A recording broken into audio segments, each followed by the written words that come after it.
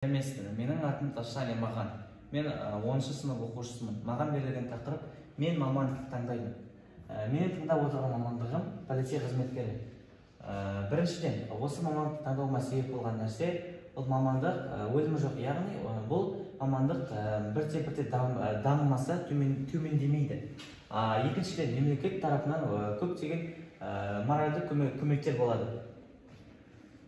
Полиция қызметкері бірте-бірте жылда сұранысы артып келеді.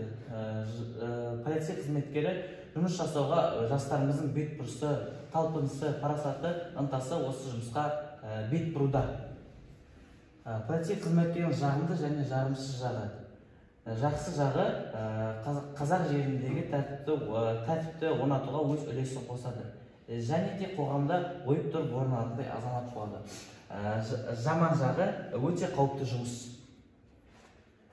Сіздер егер де осы полиция қызметкері болғыларыңыз келсе, Қарағанды академиясы сіздерді күтеді. Бұл жерде проходной балл 60 балл, таңдау пәні құқық және дүниежүзілік тарих пәндері.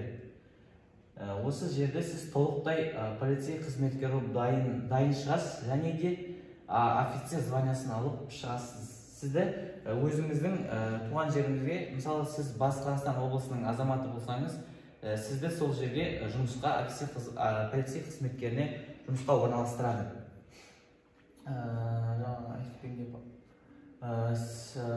Батырларымыз, мен осы слайдты пайдалана отырып, батырларымызды жұмыс үстінде жүріп, қаза тапқан батырларымыз туралы айтқым келеді. Шалқар Ақынғалиев суға батып бара жатқан әйелді құтқарамын деп өз өміріне қош айтысты. Полиция патрулі сержант қайтыс болды. Оқиға Атырау қаласында орын алды. Және де Дархан Базарбаев қаскөймен атыс кезінде жүрек тұсынан оқ тиіп ерлікпен қаза тапты. Халық батыры ордені екі азаматымызға да берілді.